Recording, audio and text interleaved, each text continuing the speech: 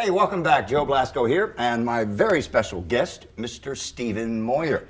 Steven, thank you for being with me today. Thanks, Joe. And firstly, I want to start off by thanking you very much for helping me lose about 40 pounds. And well, he didn't have anything to do with the darker hair. But, you know, I've been so inspired by looking better physically and feeling so much better that I decided, hey, why not? I'm gonna give myself a more youthful haircut. And I'm going to darken it the way that it was about 30 years ago, and I'm going to see how well I look. And so far, so good. You've been a personal trainer for how long? Only about 2 years. Was a personal trainer back in Pennsylvania last year, independently. Oh, yeah. What part of Pennsylvania? Reading, Pennsylvania. Reading? Yes. You know it? Yeah, well, it's not too far from Greensburg, Pennsylvania. No, it's not. About 4 hours. Where I'm from. 4 hours. Well, that's far enough away. I tell you, it's more than just training. You know, there's a lot of real dedication that you have to put toward eating properly, understanding diet. Now, mind you, there are a lot of friends of mine out there that know that over the past 30 years or so, 40 years, I've really been a stickler about diet. And I've helped several friends lose a lot of weight, try to eat more properly, you know, cut out a lot of the oils and eat a lot of salads, you know, cut out a lot of the red meat and more or less just stick with a very wholesome, you know, non-manufactured type of food diet, real foods rather than manufactured foods. Carol Burnett once told me, she says, you know, she said, Joe, she says, all you have to do to eat healthy is to only buy food that's on the outside walls of the supermarket. Don't buy anything that's on the inside, in the inside aisles of the supermarket. And you know, she's right. It's actually very good advice. A nutritionist pointed that out to me too. Yeah, exactly. So you are from Pennsylvania. You started in Pennsylvania. And why did you want to become a personal trainer? How did you get into personal training? I used to be a professional basketball player. Was lucky enough to play 5 years over in Europe. Injuries kind of derailed my career. So it was a lot of time on my hands after I got injured. I had to fill the void. You know, basketball was taking up 10, 12 hours a day when I was playing professionally. So I needed something to fill all that time. I'm sure teams that a lot of people have never heard of. I played 3 years with a team called the Neuwerk Lions in Mönchengladbach, Germany. And then I played 1 year for the Krefeld Panthers. And then I moved on to Holland and played 1 year for a team called Fun for All. So that was a great experience. Unfortunately, I had ankle injuries, blew both my ankles out within 5 weeks of each other. So as I was saying, I needed to fill the time that was opened up from these injuries. And I kind of filled that up in the weight room. Just got myself in better shape. And as I got in better shape, just like you just said, I just got more serious about it, more committed. And then in came the diet, in came more education on nutrition and eating right. And I just got inspired to help other people. So it's kind of a natural transition because I was an athlete my whole life. And then I still wanted to be physical. I worked as a teacher for 3 years in between basketball and training. Just having an office job and a desk job wasn't for me. I was a GED teacher at a community college. Really? So How interesting. Yeah. Now, let's talk about nutrition. Now, one of the things that I had to do when I started at Gold's, and by the way, the facility at Gold's is really unbelievable. I'm actually a member at Gold's, not only in Hollywood, California, but I'm also a member at Gold's Claremont, Florida. And both facilities are really terrific. And what I've noticed is that in both the gyms, the trainers really pay a great deal of attention to nutrition. And when I entered the gym there as well as here, both of the trainers, you and the other, asked me to write a list of all the food that I was eating. And at the time when I first started in Orlando, I wasn't really very strict with the food that I was eating. So I was, eating a lot of cereals and whatnot, and bread still. And he kind of set me in the right direction and kind of made me remember how I used to eat when I was eating really healthily when I was working more in the studios. And when I gave you the list of food or told you what I was eating, you said that it was more strict than you've seen from most people. Oh yeah, I'm very impressed with how you eat. I've witnessed you eat. I learned very quickly that if you're not on your clients about nutrition, that especially if for a weight loss goal, they're not going to see the results. Right. Now, let me tell you, I want you to tell our people out there, because, there are a lot of people in the business who, we lead somewhat stagnant lives. We sit on the set long hours. We're in the makeup room waiting. We eat all the wrong foods normally. We eat what's put out in front of us, craft services. And we get very little exercise. A lot of, not everyone. And I used to start my day with donuts and lots of coffee, and whatever was laid out on the table. Now, I'm eating 2 boiled egg whites, maybe a half of an apple, and just some broccoli, and that's it. That's what I have for breakfast. Or occasionally I'll have a baked potato, a small baked potato, or a sweet potato. And the apple and the baked potato and the sweet potato are the carbs that and have sugar. Mm-hmm. So it gives me the energy to be able to work out, because I've been going to the gym every morning. I'm at the gym in Hollywood at around 6. We start at 6. That's right. Most of I've been going every day. So that's so little food. And most people think, oh my God, how can you live on just that kind of food? How is it possible? Well, let me ask you this. How do you feel? I feel great. Eating what you just said as opposed to eating donuts and Oh, coffee. no. The donuts are just, Right? As far as I'm concerned, sugar is poison. Yes. And the dead foods, the breads and whatnot, those kind of carbs are so difficult to burn off. Right. And the body stores them and turns them into fat.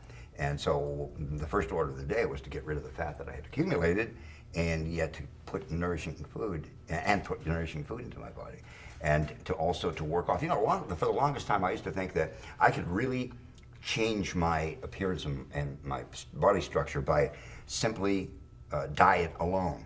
And I actually lost about 20 pounds, 25 pounds just by changing my diet. But it wasn't until I really started exercising that I started to see really dramatic results. And so, as far as now, what I'd like you to do is to tell. I know I'm very strict with the way I eat, but if you were to tell our viewers how they should eat their breakfast, and an ideal breakfast, lunch, and dinner, and how many times they should eat a day, what would that information be? Say first, it depends on your goal. So let's take a person as yourself who wants to lose fat. I think the most important thing is to be consistent with your diet. 5 or 6 times a day. You must eat every 3 or 4 hours. A lot of people say, oh, I can't do that. I'm on set. I'm busy. It's not hard to just, it takes planning. It does take planning. So if you have a bar in your pocket and you know that you're going to be on the move, it's easy to eat a bar while you're on the move. A bar? Protein bar. Or an energy bar. See, I don't even eat protein bars. I consider them dead food. This is for people who are really on the go. It's a solution for people who say, I can't eat every 3 or 4 hours. Right. It's something you must do. It speeds up your metabolism. Right. If you really want dramatic results, as you're talking about. So you look for protein bars that are very low in carbohydrate?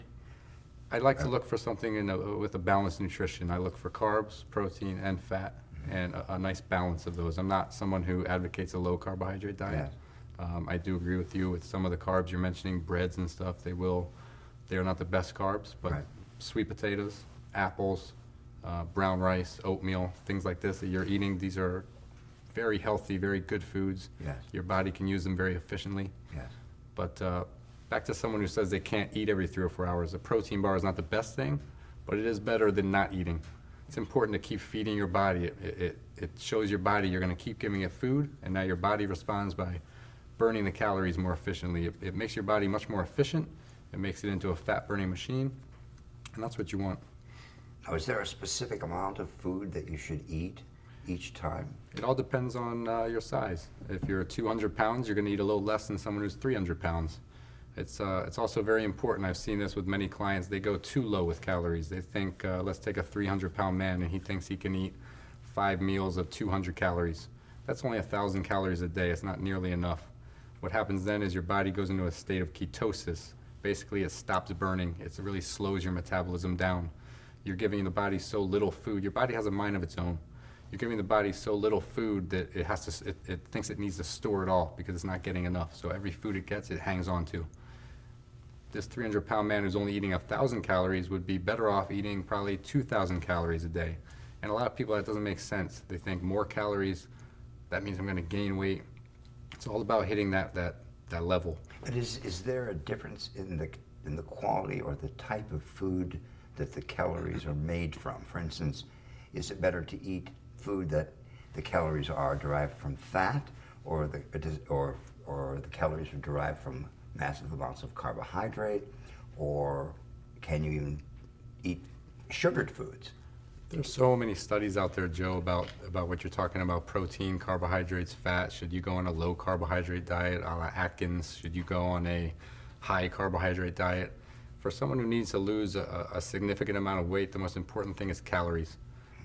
You need to be burning more than you take in. It's that simple. Now, as you get closer to your goal, maybe you only want to lose 5 or 6 pounds. Now it's time to start looking at how are those calories broken down? How many carbs are you eating in one day? How much protein are you eating in one day? Now that's the time to start manipulating those ratios, and that can really show some results.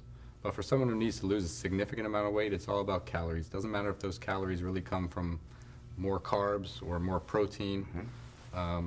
It's all about the calories in as opposed to the calories that you're burning. Right, I see. And as far as protein is concerned, how often during the day do you have protein? How often should you have carbs? How often, how do you divide this up throughout the day? In general, if you're eating 5 or 6 times a day, one rule that I tell all my clients: every one of those meals should have protein. So if you don't have carbohydrates in one of those meals, that's fine. If you don't have fat in one of those meals, that's fine. But you need protein. Your body needs that protein every 3 or 4 hours to repair the muscles, to replenish the muscles. Okay, it's because it's the muscle in your body that's really burning the fat. And the more muscle you have and the more muscle you build up, your body's going to become that much more efficient. Right. I should buy stock in chicken farms, because I've been going through about 12 eggs a day. I don't eat the yolk because of the high cholesterol. Right. But I boil them. I make hard-boiled eggs, and and all day long when I get hungry, I just crack an egg and I eat the white and throw away the yellow. Is that one way of That's succeeding at this? Egg white is just one of the highest quality proteins you can eat. It's a great idea to do that. It makes it very easy hard boiling them. Is there a point in the boiling process where the egg is overboiled and perhaps the nutrition is taken away? So you just want to make sure the egg is cooked. You don't want to nuke it. You don't want to overcook it. But you definitely want to make sure it's cooked. What do you think about, speaking of nuking, what do you think about microwave? It's a handy tool. I think everyone... Does it change the food in any way that would be bad for the body? I prefer food that's not cooked in the microwave. It just tastes more natural if you can steam vegetables as opposed to microwaving them. Right, because Kelsey Fry and I have been going to the gym in the morning. I've been talking Kelsey into coming to the gym as well. And she's really made me very proud. And she's losing a lot of weight. She's looking really good. And the thing is that she shows up in the morning at my house with a baked sweet potato. And I've been used to eating them microwaved.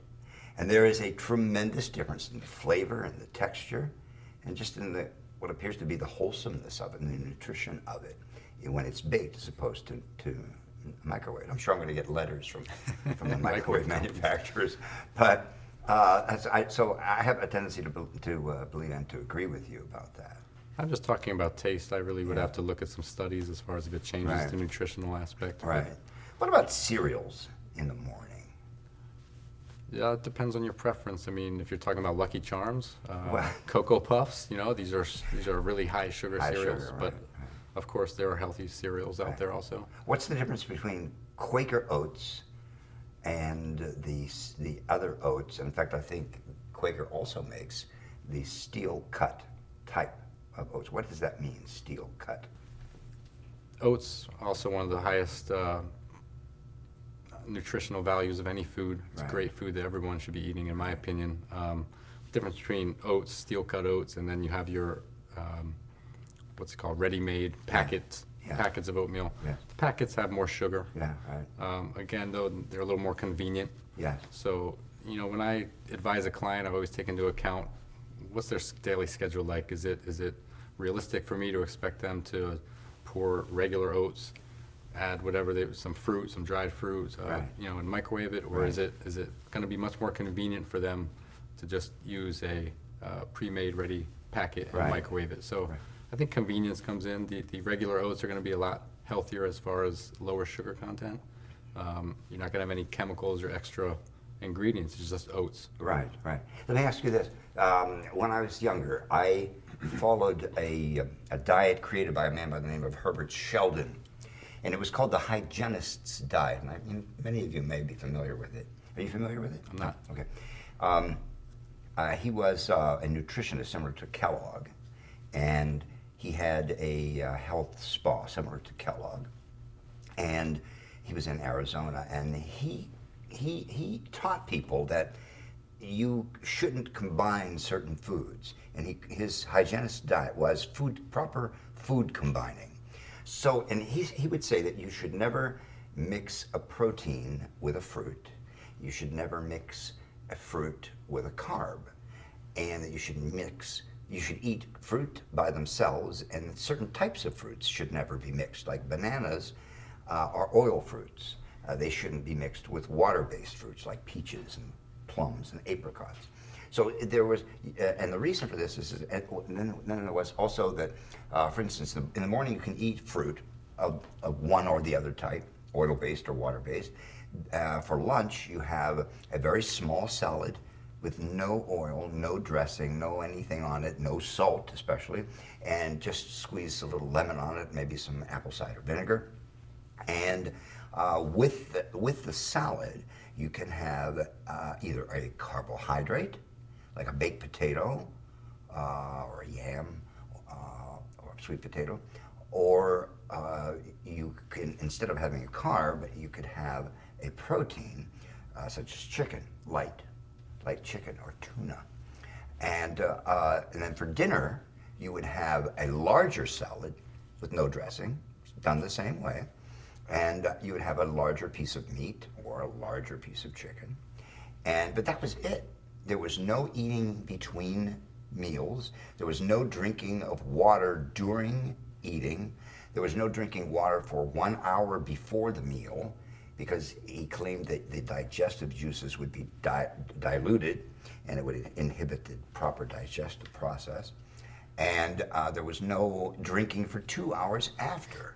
So it was really a difficult diet to follow, because you have to really get a calendar and a time schedule, and try to figure out, okay, now when can I drink water, and this and that. But I found myself eating a lot of celery and a lot of little snacking in between, like nuts I would eat in between meals and whatnot.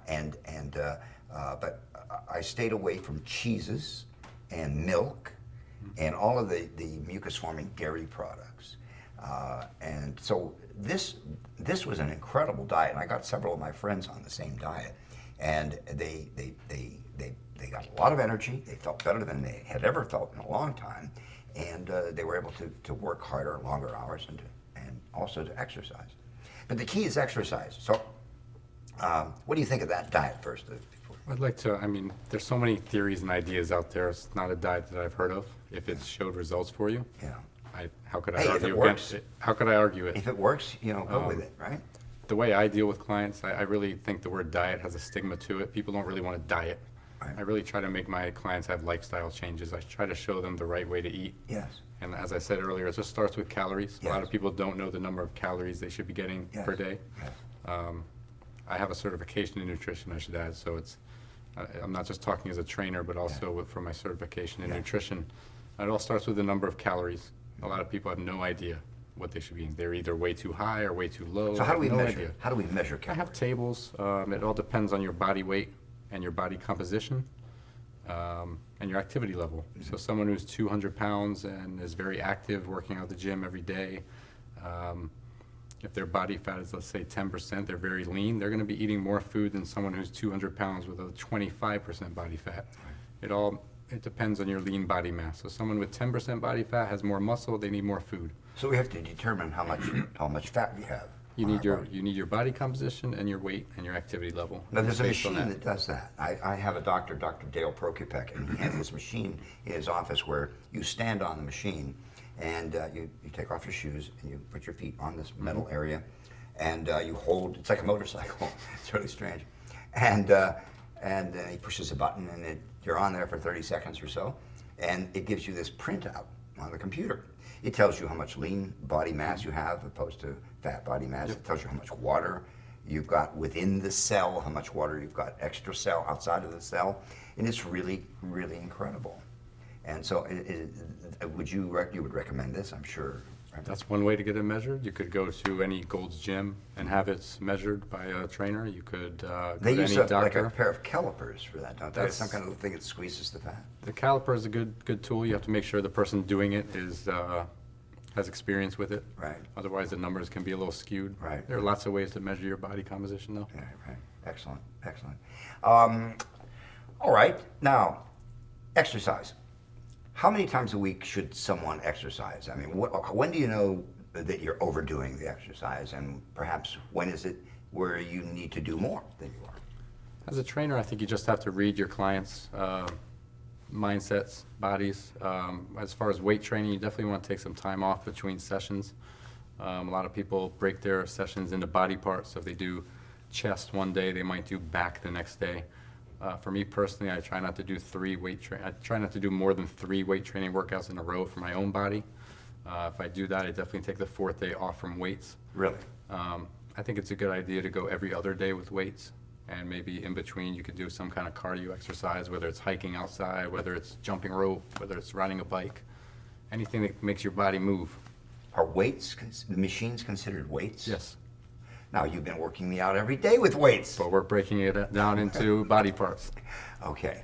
And again, you are an exception. You're in tremendous shape. Your progress has been amazing. So I read you every day, and some days, if you're a little more tired, I might scale back a little bit, but Yeah. we're not doing anything that I don't think you can handle. Yeah, interesting. Have you seen an increase in what I've been able to handle since we began? Absolutely. He sneaks and he'll change the weight on me. He thinks I don't see, but I muster through it and I try to. Yeah, you push yourself. Definitely seeing results. You and Kelsey both are doing a great job. Yeah, Wish every client of mine could be like you too. yeah, that's great. Thank you for that. All right. So, how do people go about becoming members? Let's say at Gold's Gym, and how do they find you to hire you? We're at Gold's Gym Hollywood on Cole Avenue, right off Santa Monica. So you just come in, and we're always welcoming new guests, new members. I believe our membership is over 10,000 at that gym. It's huge membership. Great hours, 10,000. I think it's over 10,000 members. Kelsey, I think we're in the wrong business. 5 a.m. to midnight during the week. The weekends, I believe, 7 a.m. to maybe 9 p.m., but the hours are really flexible. Right. Come in and see a guy named Michael Roberts, a woman named Karen, another guy named Richard. They'll always help you out. Yes. Can give you a guest pass for 10 I think days. we're going to have Michael Roberts on the show. Great guy. Yeah, he's terrific. He's actually helping us with some marketing projects that we have here at MUA TV. You'll be being introduced to Mr. Roberts on one of our future shows. He's a little bit of a character. He's a great character. Yes, he is. I think that what you're doing is really very commendable, and I know that there are a lot of people that train other people. I've had the great fortune of being with some very good trainers. I have a great trainer in Florida. I have had a man by the name of Bijoy Hanna, who was from Egypt. He was a good trainer. He was a Mr. Teen Universe, and he helped me out for a while. And very strict with nutrition as well. And I had another fellow, a young man by the name of Christian Marcel, over at the Factory Fitness, who did a wonderful job for me too. But I must say, the Gold's Gym is an incredibly impressive gym. It has everything. It has absolutely everything that you would ever need, and especially the Hollywood Gold's Gym. It's a great gym. Yeah, it is. And they have a wall with, we have here at the studio, we have what we call our wall of fame, and we have all of the pictures of some of the teachers and makeup artists that work for us, and or that have been our graduates who've gone on to do wonderful things. There they have the same thing. They have a whole wall of pictures of their personal trainers. And I was surprised to see that, I was really glad to see that not all of the trainers really are big, husky bodybuilder types.